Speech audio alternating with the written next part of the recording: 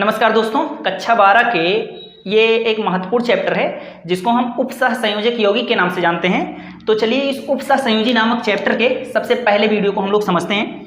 ध्यान से समझिएगा, मोस्ट इंपॉर्टेंट वीडियो है। और इस चैप्टर को स्टार्ट करते हैं हम इस टॉपिक से कि योगात्मक या आणविक यौगिक किसे कहते हैं। तो योगात्मक या आणविक यौगिक किसे कहते हैं? दो या दो से अधिक, चाहे द्वि या द्वि से ज्यादा, साधारण लवणों के विलयन को, साधारण लवण के विलयन को जब आपस में एक में मिलाकर और उसका क्रिस्टलीकृत करते हैं, यानी उसे ठोस में बदलते हैं, तो जो पदार्थ प्राप्त होता है उसको हम योगात्मक या आणविक यौगिक कहते हैं। तो योगात्मक या आणविक यौगिक क्या है? द्वि या द्वि से ज्यादा साधारण लवण लेकर उसका विलयन बना लीजिए और उसके विलयन को आपस में मिक्स करके उसका क्रिस्टलीकरण कर दीजिए। तो क्रिस्टलीकरण करने से हमें जो पदार्थ प्राप्त होगा वो योगात्मक या आणविक यौगिक कहलाएगा। अब इसके लिए मैं आप लोगों को दो एग्जांपल देता हूं। सबसे पहले जैसे देख लीजिए, मैं पोटेशियम सल्फेट और एल्यूमिनियम सल्फेट, ये पोटेशियम सल्फेट एक अलग लवण है और एल्यूमिनियम सल्फेट एक अलग लवण है। अब इन दोनों लवणों के विलयन को आपस में मिलाते हैं हम, तो देखते हैं क्या बनता है। तो पोटेशियम सल्फेट का सूत्र आप लोग जानते हैं K2SO4 होता है, और इसमें एल्यूमिनियम सल्फेट का मिलाते हैं और एल्यूमिनियम सल्फेट का सूत्र होता है Al2SO4 का होल थ्राइस, और इन दोनों को मिलाते हैं। और दूसरी चीज, पानी की उपस्थिति में मिलाते हैं। और पानी के कितने अणुओं को लेंगे? 24 अणुओं को, क्योंकि 24 अणु मिलकर ही एक क्रिस्टल बनेगा। यानी K2 पोटेशियम सल्फेट का एक अणु, एल्यूमिनियम सल्फेट का एक अणु, तो इन दोनों के लिए जरूरी है 24 पानी का अणु। और जब इन तीनों को मिक्स करेंगे तो ये जो यौगिक बनेगा, ये प्लस हट जाएगा और यहाँ पर डॉट लग जाएगा, यानी बन जाएगा K2SO4 इंटू Al2SO4 की होल थ्राइस इंटू 24H2O। देखिए प्लस का मतलब ये सब अलग अलग हैं। देखिए ये इन तीनों के बीच में प्लस लगा है, यानी कि ये तीनों अलग अलग थे। ये एक लवण है पोटेशियम सल्फेट, ये अलग लवण है एल्यूमिनियम सल्फेट, और पानी में घोला गया है। तो इनके एक अणुओं के साथ में, इन दोनों के एक एक अणुओं के साथ में पानी के 24 अणु आपस में मिलकर क्रिस्टलीकरण हो जाएंगे, और ये जो फार्मूला बन गया ये आपका फिट, तो एलम का फार्मूला है। चलिए एक एग्जाम्पल और देखते हैं। अब इसमें तो सिंपल तरीके से जुड़ गए सब, सिंपल तरीके से। अब चलिए एक और फार्मूला हम लोग देखते हैं, कॉपर सल्फेट और अमोनियम हाइड्रोक्साइड के विलयन का मिश्रण। तो कॉपर सल्फेट आप लोग जानते हैं CuSO4, ये हो गया कॉपर सल्फेट। अब इसमें हम मिलाते हैं अमोनियम हाइड्रोक्साइड NH4OH, इसको मिलाते हैं, अमोनियम हाइड्रोक्साइड को मिलाते हैं। अब इसका हम लोग क्रिस्टलीकरण करेंगे, तो कैसे होगा? देखिए NH4OH का मतलब है, यहां पर देख लीजिए NH4OH, देखिए NH4 से OH जुड़ा हुआ है। अब देखिए N ऐसे लिखा रहने दीजिए, H4 है तो H3 कर दीजिए, तो एक H कहाँ गया? तो एक H इसमें चला जाए, एक H इसमें चला जाए, तो ये क्या बन जाएगा? एक H यहाँ और आ जाए तो ये बन जाएगा H2O, क्योंकि OH है ही, एक H और आ जाए तो H2O। यानी कि जहाँ पर NH4OH लिखा रहे वहाँ पर आप खुद समझिए NH3 भी लिखा है और एक पानी है।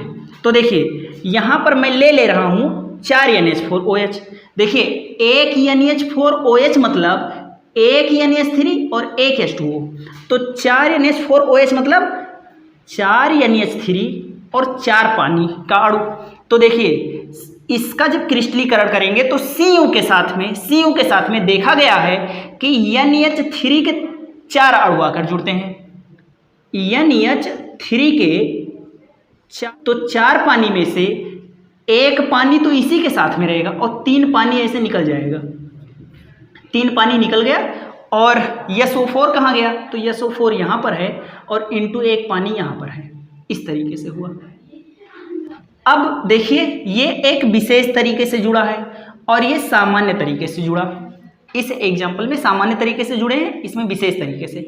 तो इन दोनों में अंतर क्या है? इन दोनों में अंतर ये है, ये विशेष तरीके से जुड़ा है, इन दोनों में अंतर ये है ना कि अगर हम इस एलम को, इस फिटकरी में अगर हम पानी मिला दें, अगर इस फिटकरी को हम पानी में डालें तो ये फिटकरी अपने अवयवी आयनों में टूट जाएगा, यानी इसको अगर हम पानी में डालेंगे तो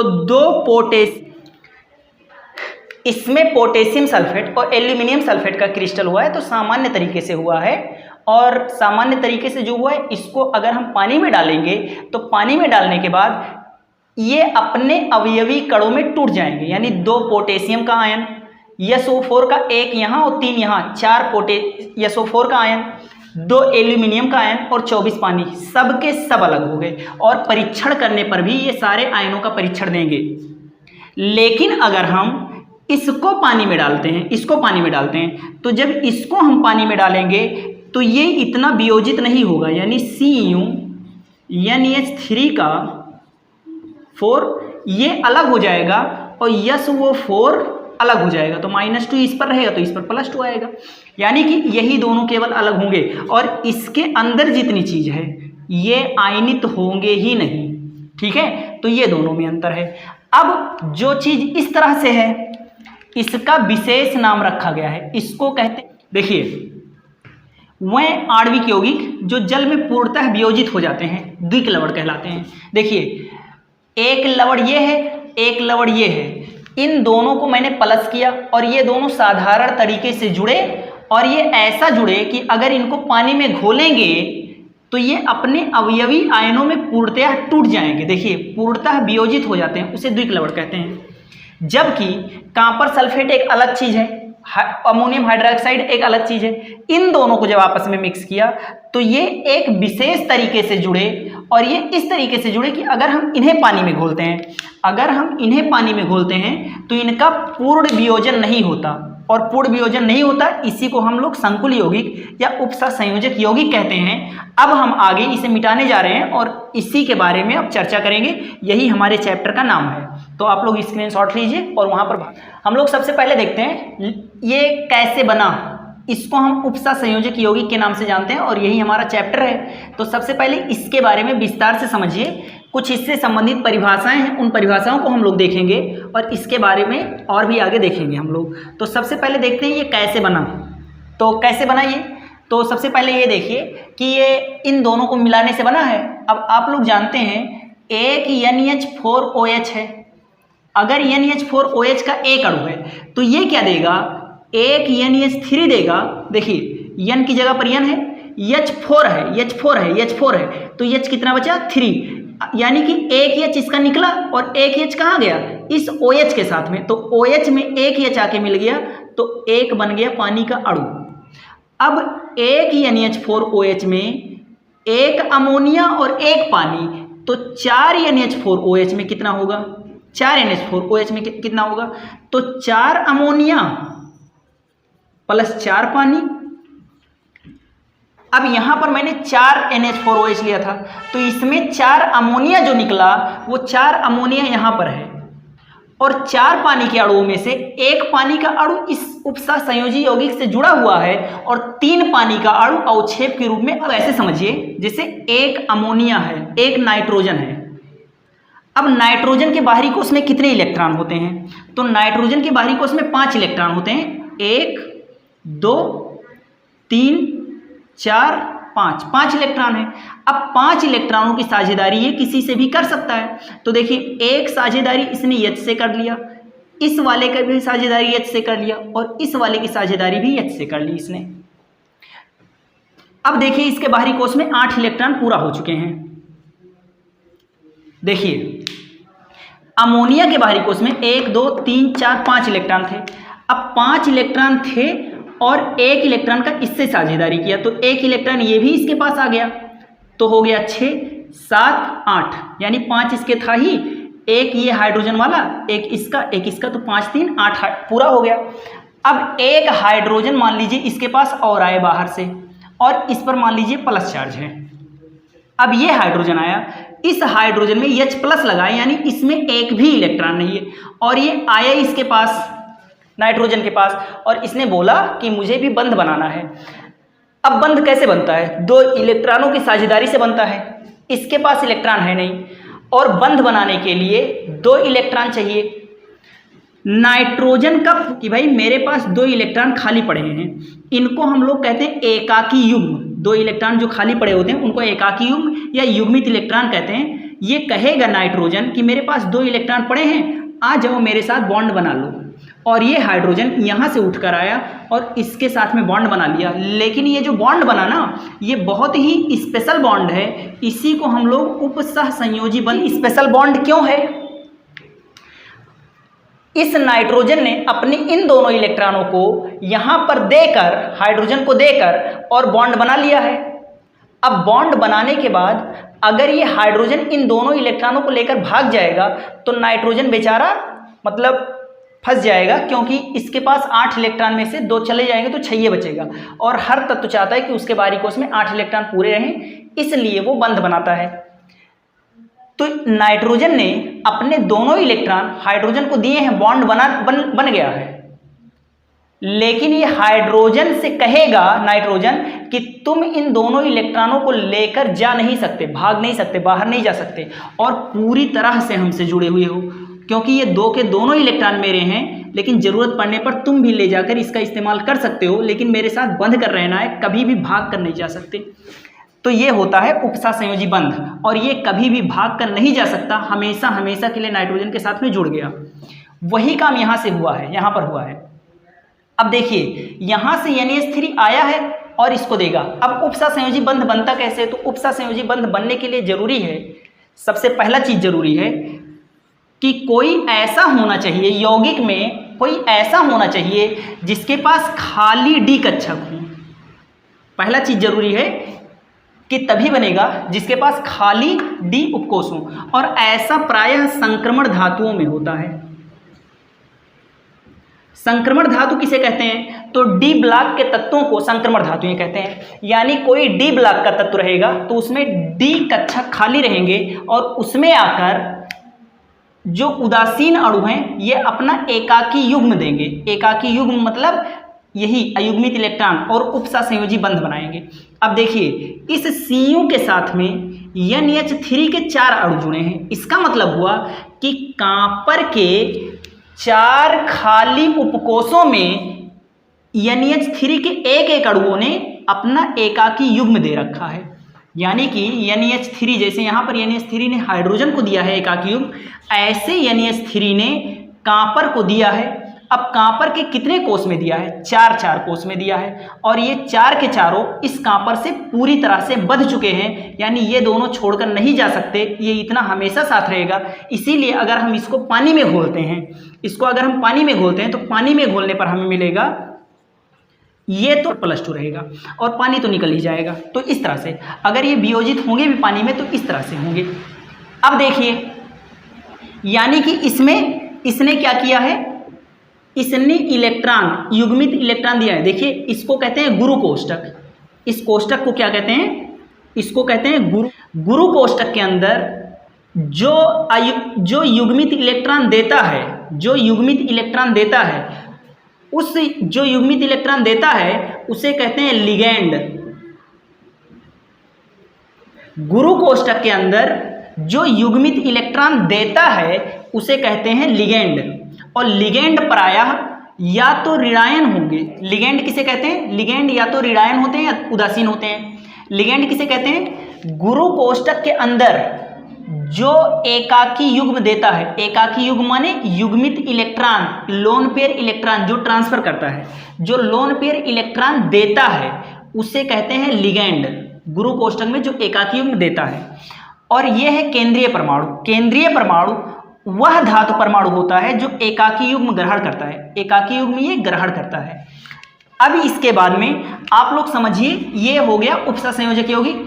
किसी उपसह संयोजक यौगिक में 2 प्रकार की संयोजकताएं होती हैं, जिसको वर्नर ने बताया था, और वर्नर को उपसह संयोजक यौगिक का जनक भी कहते हैं। और इन्होंने 2 प्रकार की संयोजकता के बारे में बताया था। सबसे पहली संयोजकता इन्होंने बताई थी जिसको कहा था प्रालसा। अगर इसको हम पानी में घोलते हैं तो इसके जो हिस्से आयनित हो जाते हैं, जितने हिस्से आयनित होते हैं वही हमें प्राथमिक संयोजकता बताते हैं, या सिंपल सा ऑक्सीकरण अवस्था को ही प्राथमिक संयोजकता कहते हैं। ये आगे आने वाले वीडियो में स्पष्ट हो जाएगा। और द्वितीयक संयोजकता क्या होता है ये समझिए, ये इंपॉर्टेंट है। द्वितीयक संयोजकता, तो द्वितीयक संयोजकता क्या होता है?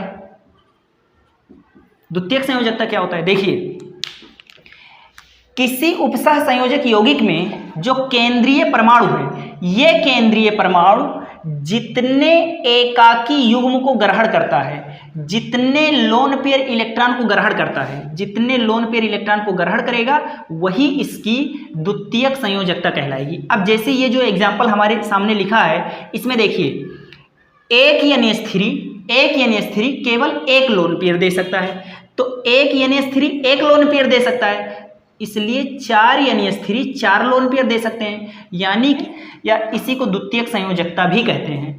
तो उपसह संयोजक संख्या, समन्वय संख्या या द्वितीयक संयोजकता, ये तीनों एक ही चीज होता है।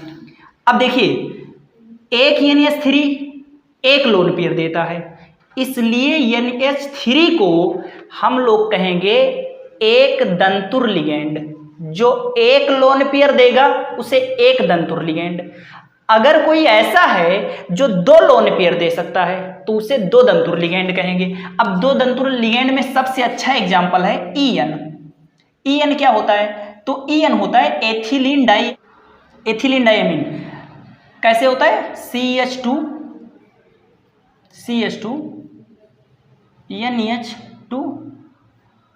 NH2 ये होता है। अब देखिए, इसमें एक लोन पेयर यहां पर है और एक लोन पेयर यहां पर है, और यहां से 2 दे सकते हैं, एक ये भी दे सकता है और एक लोन पेयर यहां से भी जा सकता है। तो ये है एथिलीन डाइएमीन। एथिलीन डाइएमीन का सूत्र क्या है? CH2 ऊपर CH2 नीचे, और इन दोनों से NH2 जुड़ा है। और देखिए, इस NH2 पर भी एक लोन पेयर है, इस NH2 पर भी एक लोन पेयर है, तो एक लोन पेयर ये भी दे सकता है और एक लोन पेयर ये भी दे सकता है। तो जो अब ये भी एक लिगेंड की तरह काम करेगा। तो जो लिगेंड 2 लोन पेयर इलेक्ट्रॉन दे सके उसे द्विदंतुर लिगेंड कहते हैं, और जो लिगेंड एक ही लोन पेयर दे सके उसे, इसका स्क्रीनशॉट लीजिए, इससे आगे हम लोग समझते हैं द्वितीयक संयोजकता के बारे में। द्वितीयक संयोजकता क्या होता है? केंद्रीय परमाणु जितने लोन पेयर ग्रहण करे उतना ही उसका द्वितीयक संयोजकता है। अब इस एग्जाम्पल में देखिए, इस एग्जाम्पल में इतना में जो अगर इसको हम पानी में घोलेंगे तो जो भी चीज गुरु कोष्ठक के अंदर है ये सारा का सारा ऐसे ही रहेगा, केवल यही जो बाहर है यही टूटकर जाएगा, और जो कोष्ठक के अंदर है इसमें से जो कोबाल्ट है, जो धातु होता है, ये केंद्रीय परमाणु है, और इस केंद्रीय परमाणु को ये दोनों लिगेंड हैं, ये दोनों लिगेंड है। लिगेंड ऋणायन होता है या उदासीन होता है? तो देखिए, क्लोरीन ऋणायन है और NH3 उदासीन है। अब NH3 भी दे रहा है, अब NH3 4 है, तो NH3 4 हैं और एक NH3 एक लोन पेयर देता है, तो 4 NH3 4 लोन पेयर दिए, तो 4 ये हो गए, और एक क्लोरीन भी यक्के लोन पेयर देगा, तो 2 क्लोरीन 2 लोन पेयर, तो 4 ये और 2 ये, यानी 6 लोन पेयर इस पर जाएगा, यानी इसकी द्वितीयक संयोजकता हो गई 6। इसमें देखिए कोबाल्ट का इसमें भी क्या होगा? देखिए, कोबाल्ट है, 3 NH3 हैं और 3 Cl हैं, तो 3 और 3 कितने हो गए? 6। यहाँ भी द्वितीयक संयोजकता 6 है। यहाँ पर देखिए, Ag को कितने NH3 दे रहे हैं? 2, तो जितने डिब्बे के अंदर हैं यही वाला देखना है, तो गुरु कोष्ठक के अंदर 2 NH3 है, तो इसकी उपसह संयोजक संख्या हो गई, द्वितीयक संयोजकता हो गई 6। इसमें देखिए, बाहर हमें देखना ही नहीं है, द्वितीयक संयोजकता केवल गुरु कोष्ठक के अंदर देखनी है। देखिए, Fe को कितने लोग लोन पेयर दे रहे हैं? Cn के 6 पार्टिकल। अब यानी कि इसकी संयोजकता, द्वितीयक संयोजकता कितनी हो गई? 6 हो गई। एक बात और जान लीजिए, कोबाल्ट की द्वितीयक संयोजकता 6 है, कोबाल्ट की द्वितीयक संयोजकता 6 है, तो द्वितीयक संयोजकता कभी भी नहीं बदलती। द्वितीयक संयोजकता, जैसे कोबाल्ट की द्वितीयक संयोजकता 6 निकल गई, तो किसी भी यौगिक में इसकी द्वितीयक संयोजकता चेंज। प्राथमिक संयोजकता क्या होता है? ऑक्सीकरण अवस्था होता है, यानी ऑक्सीकरण संख्या आप लोग निकालना जानते होंगे, तो वही द्वितीयक संयोजकता है। कोबाल्ट का निकाल लीजिए आप लोग। जैसे इसमें कोबाल्ट का अगर प्राथमिक संयोजकता निकाल, तो प्राथमिक संयोजकता क्या करना है? जैसे इसकी ऑक्सीकरण संख्या निकालते हैं उसी प्रकार से निकाल लीजिए, वो आगे आने वाले वीडियो में आप लोगों को बताया जाएगा कैसे निकालते हैं। FeCl2 और FeCl3। अब इसमें FeCl2 में अगर हम Fe की संयोजकता देखें, मतलब प्राथमिक संयोजकता देखें या ऑक्सीकरण संख्या देखें, तो होगा +2, और इसमें देखेंगे तो होगा +3। अगर FeCl2 में हम इसकी ऑक्सीकरण संख्या देखेंगे तो Fe का +2 होगा और FeCl3 में Fe की ऑक्सीकरण संख्या क्या होगी, +3 होगी। तो इसमें +2 है, इसमें +3 है, यानी ऑक्सीकरण संख्या देखिए बदल रही है। और ऑक्सीकरण संख्या ही क्या होती है, प्राथमिक संयोजकता होती है इसके हिसाब से, उपसहसंयोजी यौगिक के हिसाब से।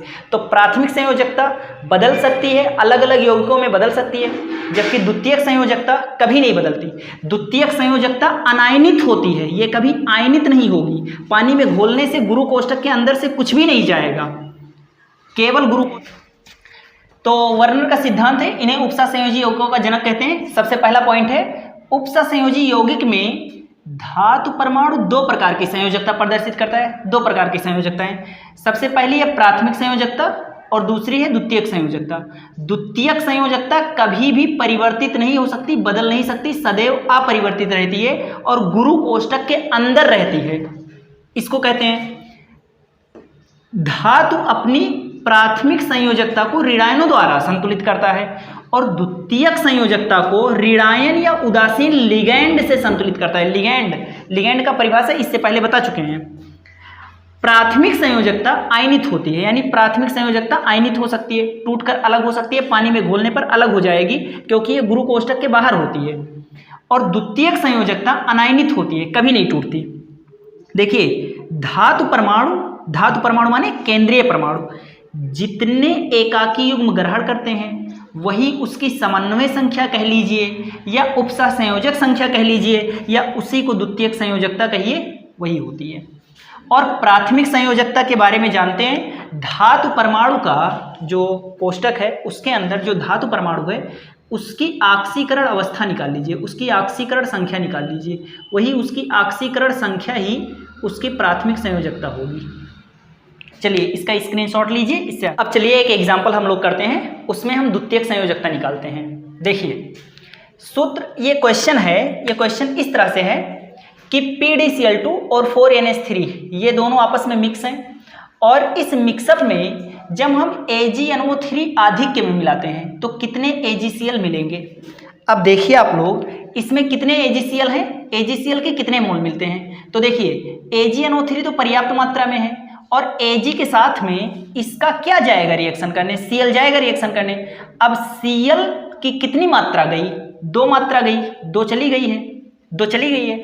तो इसका मतलब हुआ कि ये 2 जो हैं ये गुरु कोष्ठक के बाहर हैं, तभी तो ये AgNO3 से अपक्रिया करके AgCl बना लिए और कितने द्वितीय मोल, और इसमें भी द्वितीय मोल तो हैं। Cl कितना प्राप्त होगा, द्वितीय तो प्राप्त होगा, यानी ये दोनों Cl कोष्ठक के बाहर हैं। तो अगर हम इसका सूत्र लिखना चाहें तो इसका सूत्र कैसे लिखेंगे। देखिए PD बीच में होगा, PD बीच में होगा और इसके गुरु कोष्ठक के अंदर होगा NH3 के 4 के चारों अणु अंदर होंगे और जो Cl है ये दोनों Cl बाहर है, तभी तो ये दोनों Cl आयनित होकर Ag से अपक्रिया करके AgCl बना लिया 2 मोल।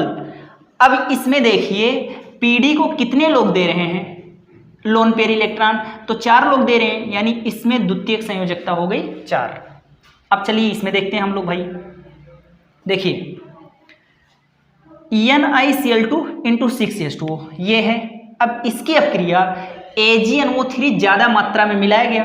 अब AgNO3 में से Ag के साथ में कौन जाएगा, Cl जाएगा और Cl के दोनों अणु Ag के साथ में गए हैं, तभी इसमें AgCl के 2 मोल मिल रहे हैं, यानी कि ये दोनों Cl इसमें से टूटकर AgCl बना लिए, यानी ये दोनों निकले हैं। अब ये दोनों निकले हैं यानी कि ये दोनों बाहर हैं गुरु कोष्ठक के। तो इसका अगर हम फार्मूला बनाएंगे तो फार्मूला बनेगा, निकिल बीच में रहेगा गुरु कोष्ठक के अंदर क्योंकि धातु है और पानी के H2O के 6 अणु इसके अंदर हैं और Cl जो दोनों थे वो बाहर हैं। अब एक पानी 1 लोन पेयर देता है तो 6 पानी 6 लोन पेयर, यानी देखिए निकिल बीच में है और कितने लिगेंड हैं अंदर, तो 6 लिगेंड है। तो इसकी उपसहसंयोजक द्वितीयक संयोजकता कितनी हो जाएगी, 6। देखिए निकिल के साथ में गुरु कोष्ठक में कितने लोग हैं, 6 पानी है तो 6 हो गया। इसमें देखते हैं भाई, इसमें 0 मिलते हैं। अब 0 मिलने का अर्थ हुआ, देखिए जब AgNO3 इसमें मिलाएंगे तो AgCl का एक भी मोल नहीं मिला, यानी 0 मोल मिला। 0 मोल मिलने का मतलब है इसमें कुछ भी गुरु कोष्ठक के बाहर नहीं है, सारा का सारा गुरु कोष्ठक के अंदर है, और जो भी गुरु कोष्ठक के अंदर होगा वो कभी भी उसे छोड़कर नहीं जाएगा, AgCl नहीं बनाएगा, यानी ये सारे के सारे गुरु कोष्ठक के अंदर है। यानी इसका अगर हम फार्मूला बनाएंगे तो इसका फार्मूला बनेगा PT Cl 4 के चारों और HCl भी दोनों, तो HCl के दोनों अणु भी अंदर हैं गुरु कोष्ठक के, और Cl के चारों अणु भी अंदर ही हैं कोष्ठक के। यानी सारे के सारे लोग, देखिए PT तो धातु परमाणु है तो ये केंद्रीय परमाणु हो गए, और ये 4 के चारों लोग लिगेंड हैं और 4 के चारों गुरु कोष्ठक के अंदर हैं, इसलिए कुछ भी बाहर नहीं गया। अब देखिए 2 HCl हो गया, 1 AgCl केवल मिलेगा, इसलिए इसका 1 हो गया। यहाँ पर 1 भी नहीं गया, इसलिए 0 है। अच्छा 0 है तो इसकी द्वितीयक संयोजकता निकालिए, तो PT के साथ में कितने लिगेंड है, 2 और 2 4 लिगेंड, तो इसकी हो गई 4। तो यहाँ पर इस तरह से द्वितीयक संयोजकता हमने निकाल दी। चलिए स्क्रीनशॉट लीजिए इसका।